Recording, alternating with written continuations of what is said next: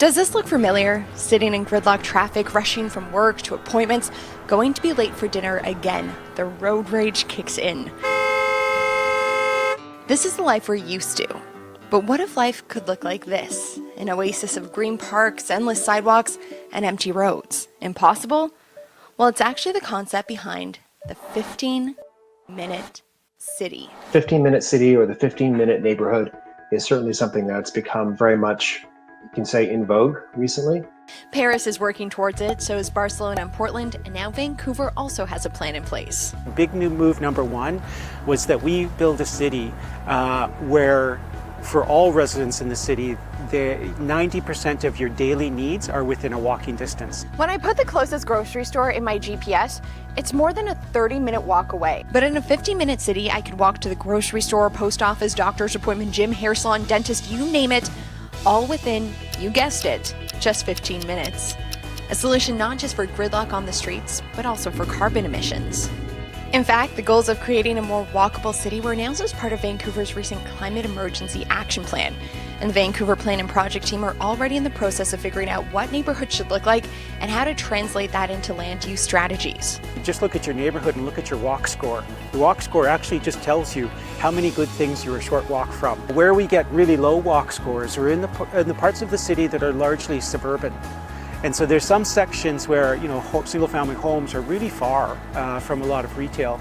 And in those areas, the actual answer is to deliver more of those commercial services to them. The Plan and Project team will be addressing council with options as early as July, and they'll also have some pilot project ideas.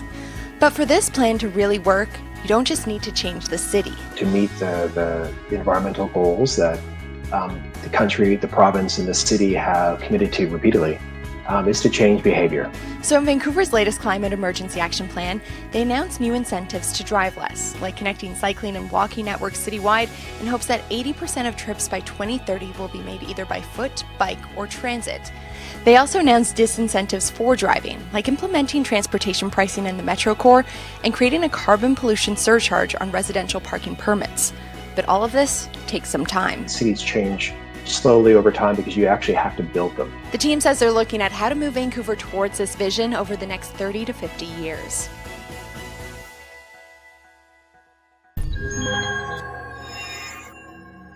What happens when a group of the world's greatest minds gifted with wealth beyond our imagination buys a sprawling waterfront property in Toronto? They make plans for a $14.3 billion futuristic city, that's what. Sidewalk Labs released its Master Innovation and Development plans to turn a chunk of Toronto's Lake Ontario shoreline into the most futuristic city in the world. It would result in over 93,000 jobs and a better standard of living for its residents. Alphabet, an umbrella company that includes Google and Sidewalk Labs, is now creating the world's first smart city in Toronto, Canada. It seeks to provide technological solutions to improve citizens' lives. There will be two key areas. Quayside, which is along the shorelines of Lake Ontario and features houses, shops, and offices. The first office here, of course, will be Google's. The second area is the River District, an area of 152 acres featuring 5 neighborhoods surrounding the Don River. Now, on the housing front, there's a plan for a collection of new mixed-use buildings up to 30 stories tall. The project would cost around $3.9 billion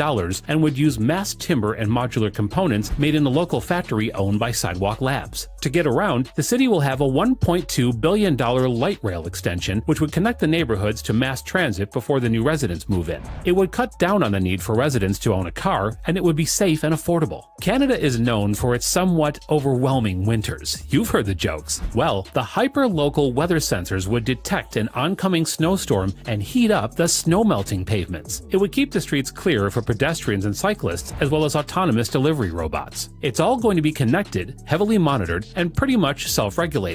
Wi-Fi would be available for everyone throughout the city for free, and sensors around the area would collect data on the energy usage, traffic patterns, and much, much more to ensure you as a resident lead the most comfortable life possible. What's more, the city is going to be climate positive, aka netting a sub-zero carbon footprint. But we already expected that, right? In Toronto, Sidewalk Labs shows a picture of a world with intelligent pay-as-you-throw garbage chutes that separate your plastic from papers for you. The city would charge households by waste, and apps would tell residents when chairs on the waterfront were open so residents can get approvals for block party permits. In addition, traffic signals will auto-calibrate to ease pedestrian congestion during public events and rush hours. The director of Sidewalk Labs, Eric Jaffe, was primarily responsible for this impressive proposal. He expects, or rather hopes, that more cities around the world will pick up on this blueprint and use it for themselves. One of those ideas is for a factory-built housing. It helps developers complete their projects reliably, on time, and at a lower cost. Critique and government approval.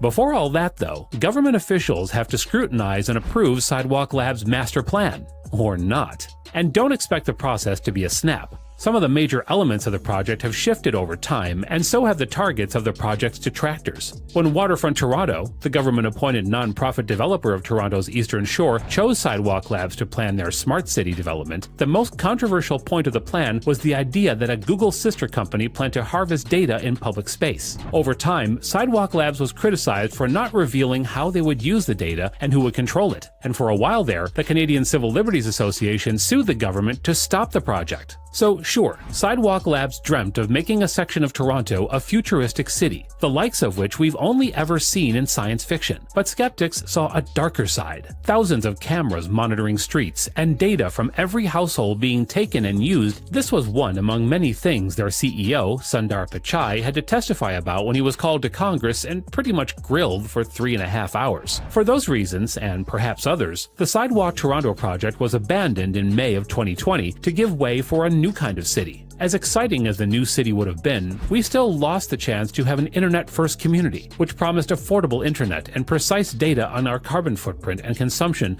to live more sustainable lifestyles. We lost a fully integrated transport system, social housing, 93,000 jobs, and finally, a green city initiative. But bigger things are to come. The new city in Toronto.